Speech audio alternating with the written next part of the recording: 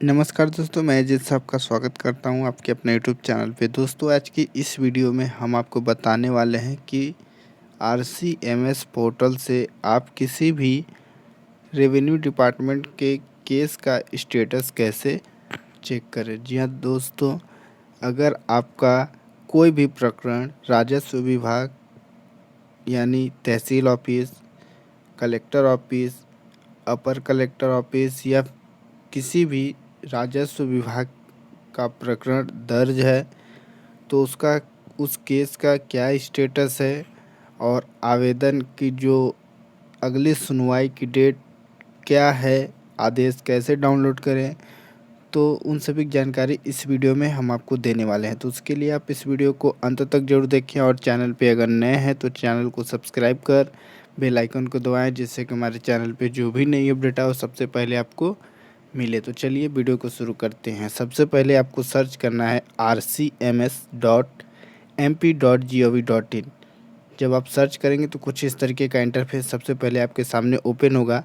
Madhya Pradesh revenue case management system आपके सामने इस तरीके का इंटरफेस ओपन होगा। अब आप इस पोर्टल से दोस्तों सीमांकन से संबंधित यानी ज़मीन का सीमांकन, नक्शा तरमीम या बंटवारा यानी पार्टीशन, नामांतरण, रजिस्ट्री नामांतरण या अन्य जो भी किसी भी प्रकार का ज़मीन से संबंधित प्रकरण का स्टेटस चेक कर सकते हैं या फिर आवेदन भी कर सकते हैं। तो दोस्तों, सबसे पहले आपको इस पोर्टल में जब ओपन करेंगे तो 3 लाइन का एक ऑप्शन मिलेगा लेफ़्ट साइड में। आपको 3 लाइन वाले ऑप्शन पे क्लिक करना है और जितनी भी सर्विसेज होंगी इस पोर्टल में आपको यहाँ से मिल जाएगा। तो सबसे पहले आप देख सकते हैं पोर्टल के बारे में जानकारी, उपलब्ध सेवाएं यानी क्या इस पोर्टल में उपलब्ध है उसकी जानकारी, आवेदन यानी किसी भी प्रकार का ज़मीन से संबंधित आवेदन यहीं से कर सकते हैं, इश्तिहार यानी अगर आपने कोई ज़मीन खरीदा है तो डिस्ट्रिक्ट लेवल पे जो ज़मीन खरीदी जाती है उसका एक इश्तिहार जवाब दवा होता है, तो ये इस पोर्टल पे अपलोड किया जाता है।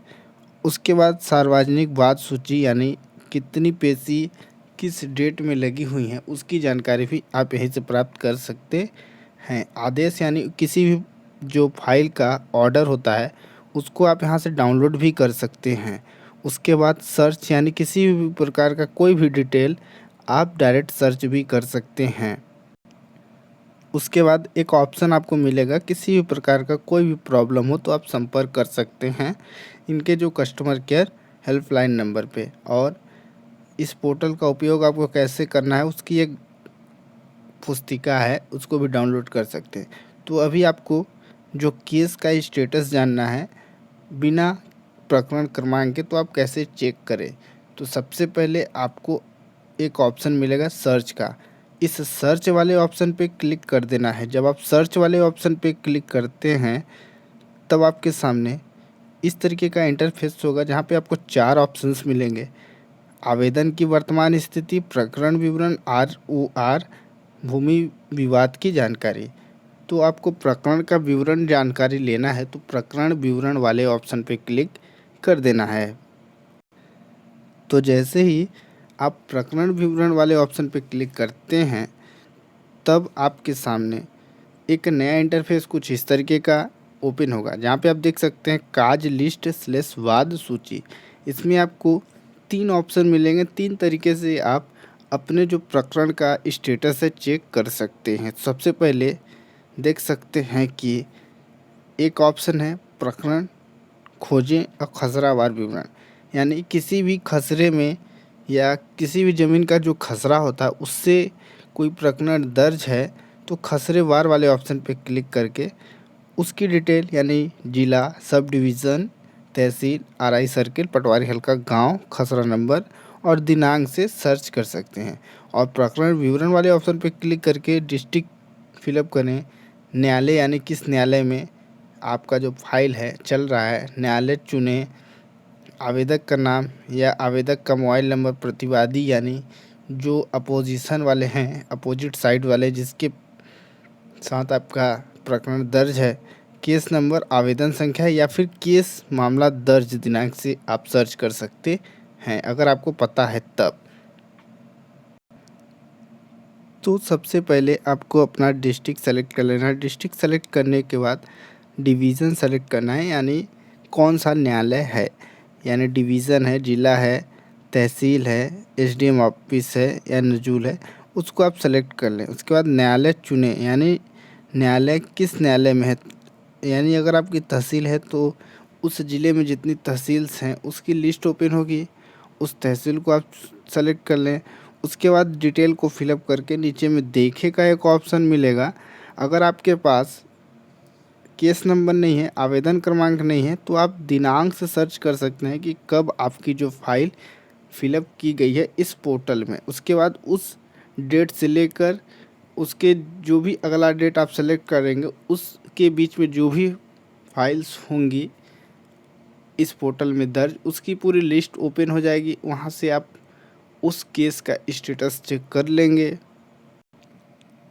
तब आप कुछ इस तरीके से डिटेल को फिलअप करके देखे वाले ऑप्शन पे क्लिक करेंगे, तब आपके सामने कुछ इस तरीके का इंटरफेस होगा। यानी आप देख सकते हैं कि 1 अप्रैल 2021 से 15 अप्रैल 2021 तक जितने भी प्रकरण इस पोर्टल में दर्ज हुए होंगे, चाहे वो सीमांकन के होंगे या ज़मीन के विक्रय पत्र के आधार पर नामांतरण या किसी भी प्रकार का कोई भी प्रकरण दर्ज होगा, तो उसकी लिस्ट इस तरीके से ओपन होगा। अब आप देख सकते हैं कि प्रकरण क्रमांक, रजिस्ट्रेशन दिनांक, प्रकार, आवेदक का नाम और अनावेदक का नाम, किस विषय पे आवेदन है और क्या प्रोसेस हुआ है, पावती प्रिंट कर सकते हैं। चुने वाले ऑप्शन पे क्लिक करके स्टेटस देख सकते हैं। तो आपको स्टेटस देखना है तो प्रकरण क्रमांक वाले ऑप्शन पे आप क्लिक कर दें दोस्तों। जब आप इस प्रकरण क्रमांक वाले ऑप्शन पे क्लिक करेंगे तब आपके सामने एक पेज ओपन होगा जो कुछ इस प्रकार से होगा। आप देख सकते हैं कि इसमें आपको आवेदन क्रमांक, केस नंबर, किस ज़िले का, किस तहसील का, किसके नाम से है, क्या प्रकरण है, और आप देख सकते हैं कुछ इस तरीके से ऑप्शंस मिल जाएगा। और आवेदन की फ़ाइल का क्या स्टेटस है, पूरी जानकारी यहीं से आप प्राप्त कर सकते हैं।